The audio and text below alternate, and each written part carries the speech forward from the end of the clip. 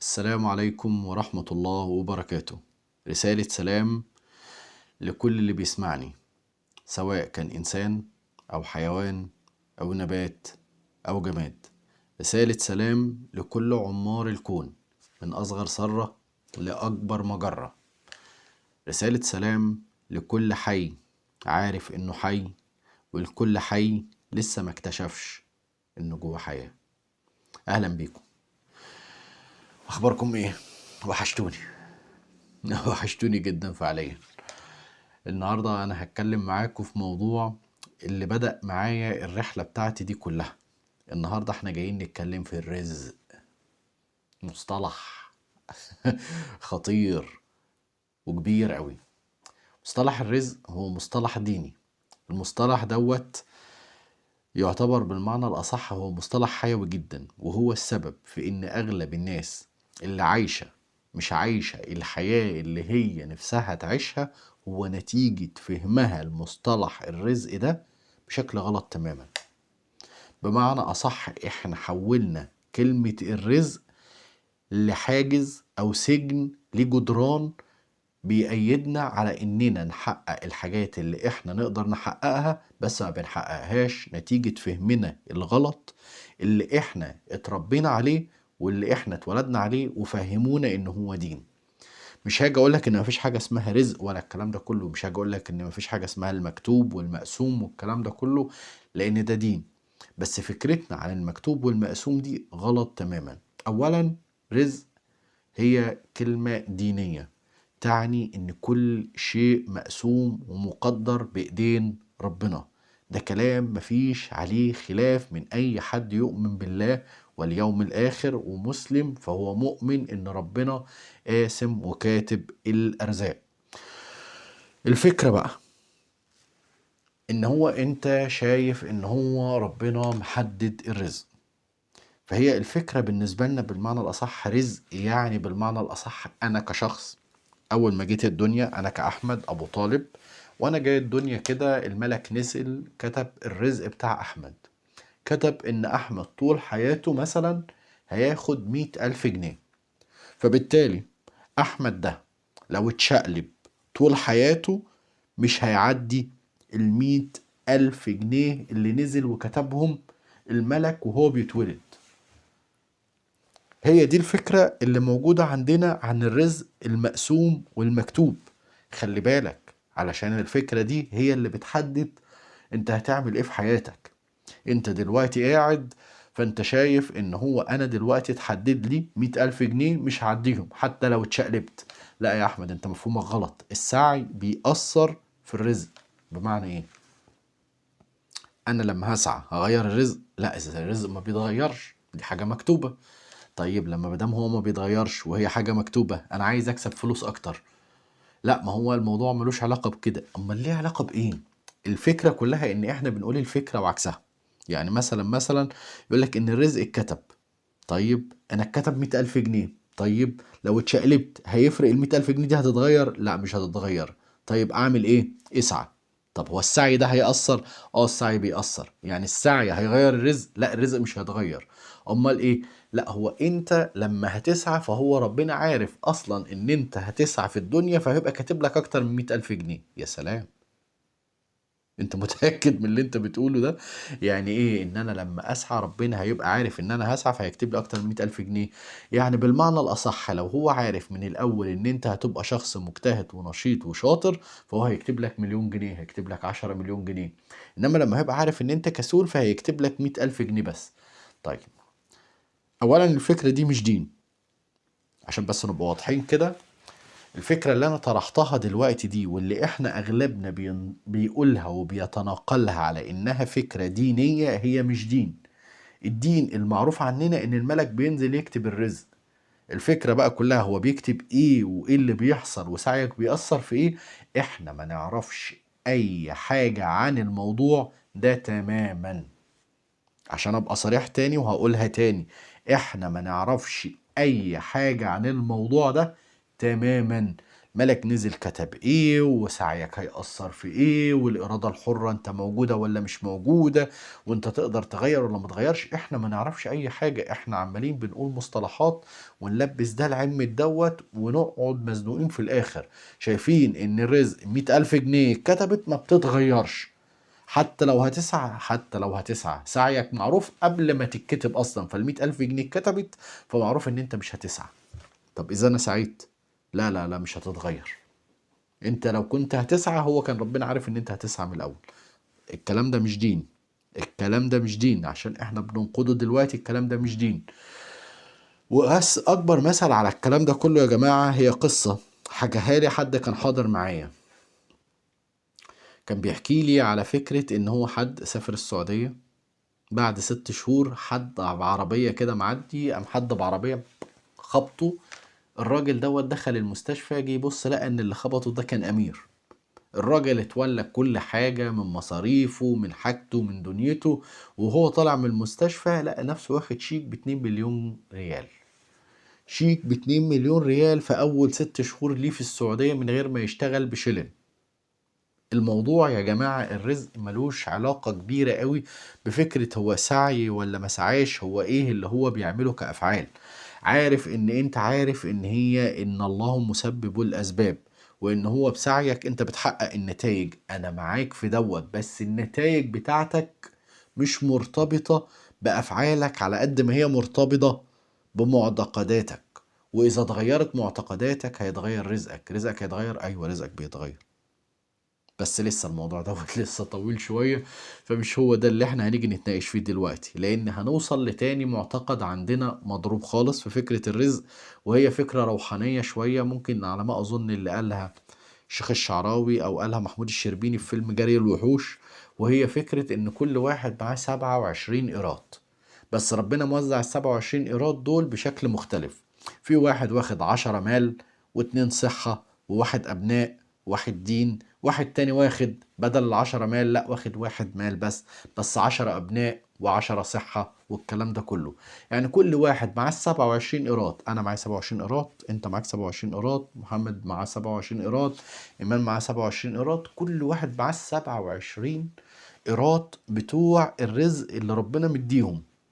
بس ال27 قيراط دول بقى متقسمين بأشكال مختلفة ما بين كل واحد والتاني. حلوة الفكرة صح؟ اه انا عارف ان هي حلوة وعجبتك، بس مش حقيقية. هي مش دين. للمرة التانية هقولها لك، هي مش دين.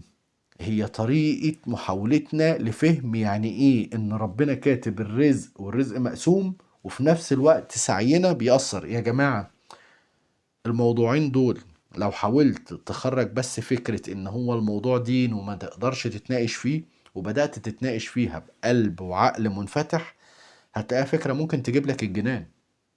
الرزق مقسوم بس سعيك هيأثر فيه، حاجتين ضد بعض. تخيل كده انا قلت لك انا هديك 100 جنيه، هديك 100 جنيه علشان انت محمد، بس لو انت اشتغلت هتاخد 100 جنيه. يعني الكلام عكس بعضه، بس انا مش عارف اوصلها لك ازاي بشكل كويس قوي. بس هو الكلام عكس بعضه، عكس بعضه نتيجة ان احنا مش عارفين نوجد الصلة. دايما في الكورس بتاع خريطة القدر بحكي للناس بقول لهم ان العقل دايما بيتوه في التناقضات. الادراك عدو التناقض، لان التناقض بالنسبة له بيمثل له معضلة، فدايما بيهرب من التناقضات دي. فدايما يحاول يوجد حلول ايا كانت الحلول علشان ما فكرش. انا عايز ادي، بص هو 27 قيراط وبتتوزع على كل الناس وكل حد بس كده. يا عم مش بس كده، ده دين. بص هو العملية علمت أن رزقي لن يأخذه غيري. كنت في يعني أول ما اشتغلت أنا كنت شغال مبيعات، كانت الجملة دي محطوطة لنا كده ستيكر على الحيطة وأنا كنت بحبها أوي. علمت أن رزقي لن يأخذه غيري فاطمأن قلبي. يا سلام، يا سلام. ما هو الكلام ده كله يودي في داهية. هو الكلام ده برضو مش دين، ده كلام أحد العارفين على ما أظن، يا الإمام الشافعي يا الحسن البصري، بس ده مش دين. هو بيحاولوا ان هم زي ما قلت لك، العقل بيكره التناقضات لكن القلب بيحب التناقضات. عارف ليه؟ لان القلب بيبني الجسور ما بين التناقضات، وساعتها بيخلق ده الايمان. الجسور اللي بتتبني بين التناقضات هي دي اللي بتنشئ الوعي. وعلشان الوعي ده ينشأ لازم تبدأ تغوص في المعاني دي أكتر. ما ينفعش إنك تتعامل مع أهم مبدأ من مبادئ الحياة اللي موجودة في إيدينا بالشكل الضعيف ده. الشكل الضعيف دوت لما تتخيل ان هم 27 قيراط ومتقسمين، فانا مفيش فلوس معايا دلوقتي، فانا اصلا طلعت من ال 27 قيراط اللي ما معهمش فلوس. المعضله انك لو بدات تتبع البشر 98% من البشر، او نقدر نقول 90% من البشر ما معهمش فلوس. هو ليه التقسيمه كانت ظالمه كده؟ لو انت تخيلت اللحظه ان ربنا قاسمها كده على البشر، استغفر الله العظيم، انت طول الوقت هتبقى عايش متخيل ان الاله ظالم، بس انت مش قادر تقولها. انت عايش بقلبك ان الاله ظلمك وظالم اغلب البشر ومعايشهم في فقر وفي جوع وفي عوز وفي حاجة، نتيجة ان هو اللي قسم الرزق، هو اللي كتب الكلام ده كله. مش غلطتي يا رب، دي غلطتك انت، بس انا مش هقدر يعني اصرح بيها، عشان بقى لما اجي لك تدخلني الجنة بقى وتعوضني عن الكلام ده كله. ده غلط. في ناس في موضوع ال 27 قيراط، في ناس اعرفها معاها فلوس ومعاها صحة ومعاها ولاد ما شاء الله عليهم، جمال ودين واخلاق وتربية وتعليم وكل حاجة، ومعاهم دين، ناس بتراعي ربنا طول الوقت وبيكسبوا فلوسهم من حلال وبيتصدقوا في الحلال وبيعملوا كل حاجة. وعلى النقيض منهم، لما كنت بشتغل في السنين الاولى قابلت ناس لا معاها مال ولا معاها جمال ولا معاها دين ولا معاها اولاد، واللي معاهم اولاد اولادهم مطلعين عينهم وممكن يكونوا بيضربوهم، ولا معاهم اي حاجة. ففكرة ال27 قيراط هي مش دين، ولو تبعتها في الحياة هتكتشف ان هي مش حقيقية. وفكرة ان انت سعيك اساسي للي انت بتتحققه بس، الموضوع برضو مش حقيقي. في ناس بتكسب فلوس بصدفة كده. الموضوع يا جماعة اكبر بكتير قوي من ان انت تتخيل ان انت تقدر تحط له مصطلح وتشيله من على دماغك. لان المصطلح بتاع الرزق ده هو معتقد اساسي هيفضل مسيطر عليك طول حياتك، واذا ما ظبطتش معتقداتك في جانب الرزق هتفضل طول حياتك عندك مشكلة في الفلوس. اذا انت مش قادر تفهم يعني ايه رزق بشكل سليم، هيفضل طول حياتك عندك مشكلة مع الفلوس. الفكرة كلها، هل الرزق متغير؟ اه او لا؟ اه. مين اللي قالك كده يا احمد يا حسن؟ ده دين. انت مش قلت ان الرزق مقسوم وده دين؟ قلت لك اه. طب هل الرزق متغير؟ اه الرزق متغير. مين اللي قال كده؟ ده دين. الرسول عليه الصلاة والسلام قال في الحديث: من أراد أن يبسط له في رزقه وأن ينسأ له في أثره فليصل رحمه. اللي حابب ان الرزق يتبسط عليه يصل رحمه. لو وصل رحمه هيحصل له ايه؟ هيتبسط فيه ليه في الرزق بتاعه هيوسع ويزيد. عارف ان الشيخ الشعراوي فهم شرحها بفكرة اللي هي السعة بمعنى البركة؟ لا، هو هنا الرسول عليه الصلاة والسلام كان قالها البركة، ربنا بارك له في رزقه. الرسول عليه الصلاة والسلام يعني بالمعنى صح أوتي مجامع الكلم. بمعنى ايه؟ ان هو بالمعنى الأصح لو قال كلمة فهي رايحة تخبط في معناها. فقال لك: من أراد أن يبسط له في رزقه. يبسط البسط ده اللي هو بسط، انت يبسط اللي هو حاجة فتحت كده، فليصل رحمه. يعني بالمعنى الأصح الرزق متغير. طب يبقى كده الموضوع غريب شوية. ليه الملك نزل كتب الرزق بتاعك في الأول مادام الرزق بعد كده ممكن يتغير؟ يا ترى ربنا لما نزل الملك يكتب الرزق بتاعك هو ما كانش عارف ان انت هتعمل اللي هو فعل بتاع صلة الرحم اللي هيزود رزقك؟ سؤال غلس شوية، صح؟ عارف ان انت بتقول دلوقتي استغفر الله العظيم وبدأت تخاف وبدأت تترعب. ما تترعبش. هو الموضوع مش كفري مش شركي، والله ربنا عايزك تفكر، ربنا عايزك تدور، ربنا عايزك تبحث في المعاني دي، عشان المعاني دي هي اللي هتخلق الإيمان جواك. هي بالمعنى الأصح اللي مزعزعة الإيمان جواك، هي اللي مخليك مجرد مسلم، هي اللي مخليك مجرد مردد لكلمات انت متخيلها دين وهي مش دين.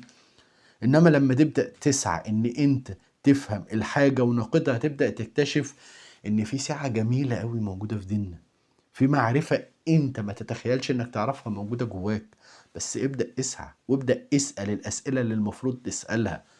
ربنا بيقول لك الرزق مقسوم والملك كتبه، وفي نفس الوقت الرزق متغير، على الرغم من ان ربنا اللي خلقك هو عارف ان انت هتوصل رحمك ولا مش هتوصلهم. فبالتالي لما ربنا يبقى عارف كده، ومعنى كده ان الرزق متغير، فالموضوع اكبر بكتير قوي من فكرة مسار محدد واحد ما بيتغيرش. يعني هو بيتغير بسعينا؟ لا، ما بيتغيرش بسعينا. انت جننتنا يا احمد يا حسن يا ابو طالب. امال بيتغير بايه؟ هو هنا لما الرسول عليه الصلاة والسلام جه اتكلم على فعل بتاع صلة الرحم. ليه صلة الرحم؟ عشان الرسول عليه الصلاة والسلام ذكر في مكان تاني وقال لك ايه؟ قال لك ليس الواصل بالمكافئ، ولكن الواصل هو الذي كلما قطعت رحمه وصلها. شخص قادر ان هو يجاهد نفسه وان هو يطلع الحب في اماكن في اوقات كتيرة بتتقطع فيها بوادر الحب. بمعنى ايه؟ بمعنى ان هو الشخص قادر يغير من نفسه ويبقى بالمعنى الاصح هو مش رد فعل للواقع اللي هو عايش فيه. فاذا كان الشخص ده مش قادر يكون الا ان هو يكرر الواقع اللي هو عايش فيه، فهو هيفضل يجني ثمار الواقع اللي هو عايش فيه. لو الشخص ده قدر ان هو يغير طريقة تعامله مع الواقع اللي هو عايش فيه، فلما يقابله الواقع بكره هو يقوم جاي قاصص كده ويواجهه بحب. زي ما قلنا كده، ليس الواصل بالمكافئ ولكنها كلما قطعت رحمه وصلها. الواقع بتاعك بيقولك في كره، اغلب الناس الكره هتواجهه بايه؟ بالكره. لا، الرسول عليه الصلاه والسلام بيقول لك وصل. فيقول لك بقى مكافأة الواصل دوت ان يبسط له في رزقه. شخص قادر يغير الواقع بتاعه نتيجة ان هو قادر يغير من نفسه. هو مش رد فعل للواقع اللي هو عايشه، هو قادر ان هو يطلع من نفسه حاجة جديدة، فهو قادر يغير من نفسه. وعشان كده ربنا بيقول اللي هو الآية إن الله لا يغير ما بقوم حتى يغيروا ما بأنفسهم. وبالتالي الرزق هو شيء متغير. بس الرزق دوت علشان نبدأ نفهمه بشكل واضح وصريح لازم نبدأ ندخل على الباب الأوسع بتاعه أصلا، لأن الرزق هو باب من أبواب القدر. القدر يا جماعة موضوع كبير جدا، كبير جدا. احنا ما نعرفش عنه اي حاجة، زيه زي الرزق كده بالظبط. وهو اصلا بقى علشان نبدأ نفهم الرزق اللي ربنا كتبه وليه كتبه وليه بعد كده بيغيره، اذا كان هو عالم من الاول اللي انت هتعمله، يعني هو كتبه وبعد كده هيغيره بناء على اللي انت هتعمله، على الرغم من انه هو عالم بكل اللي انت هتعمله. فالموضوع بالمعنى الاصح في حكمة خفية موجودة جواه، انت مش عارف عنها اي حاجة. ومادام انت مش عارف عنها اي حاجة، فياريت تستخدم مقولة سقراط: انت ما تعرفش اللي انت ما تعرفوش. ومادام انت ما تعرفش اللي انت ما تعرفوش، فاحنا محتاجين نمشي في رحلة القدر دي واحدة واحدة ونبدأ نتعلم. يا ترى ربنا كاتب كل شيء؟ اكيد ربنا كاتب كل شيء. يا ترى بقى احنا عندنا ارادة حرة؟ لو انا عايز الغنى وانا مكتوب في اللي الملك كتبه دوت الفقر، يا ترى ينفع يتغير؟ سيدنا عمر طلب بكده لما كان بيقول يا رب لو كتبت عنتك شقيا فامحوها واكتبني عنتك سعيدا. ما معنى يعني الكلام كده؟ فيا ترى ده متاح؟ واذا كان متاح ازاي؟ احنا دلوقتي فهمنا ان الموضوع ملعبك لعبكة خيوط البقرة اللي فكناها ومعرفناش نلمها. الملك نزل كتب، اللي الكتب ده بينفع يتغير نتيجة اللي انت بتعمله، بس ربنا عالم اصلا باللي انت هتعمله من الاول، فليه ما كتبلكش اللي انت غيرته اصلا؟ فمادام الموضوع فيه تغييرات، اكيد الموضوع فيه حكمة اعمق من اللي انت فاهمها عن الموضوع. واذا كان الموضوع اعمق من كده بكتير، فالموضوع في القدر اعمق واعقد من اللي موجود في الرزق بكتير.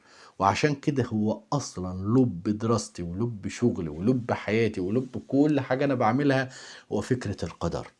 الفكرة دي يا جماعة جميلة جدا، وعجيبة جدا، ولما هنغوص فيها هتكتشف فيها أسرار وجمال وروحانيات انت عمرك ما حسيت بيها قبل كده.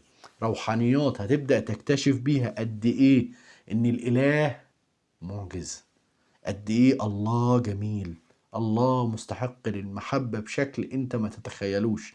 بس هو انت مش قادر تتخيله نتيجة انك ماسك في مصطلحات وماسك في مفاهيم وماسك في مبادئ، متخيل انك لو اتزعزعت عنها هتخسر الدين. والله ما هتخسر الدين، انت هتكسب قلبك، واذا كسبت قلبك كسبت معرفة ربنا الحقيقية. عشان توصل لمعرفة ربنا الحقيقية محتاج انك تسأل الاسئلة اللي انت محتاج تسألها، وانا هبدأ استفزك عشان تسأل الاسئلة اللي انت محتاج تسألها، وهنبدأ نغوص جوه الاسئلة اللي انت محتاج تسألها. وان شاء الله في المرة الجاية هنبدأ نتكلم عن القدر بقى، المفهوم الاوسع والاعم والاشمل اللي فيه لعبكة بقى. يعني احنا قلنا هنا في لعبكة في الرزق، هنخش في لعبكة القدر هتلاقي فيه مصايب مش لعبكة. بس ما تقلقش، مفيش مصايب ولا حاجة، في حلول وفي جمال وفي إله بيدي حكمة وبيدي نور اللي ربنا يشاء له إن قلبه ينور. الكلام اللي هقوله هو كلام تقيل، مش لكل الناس. للمرة التانية هقولها، هو مش لكل الناس.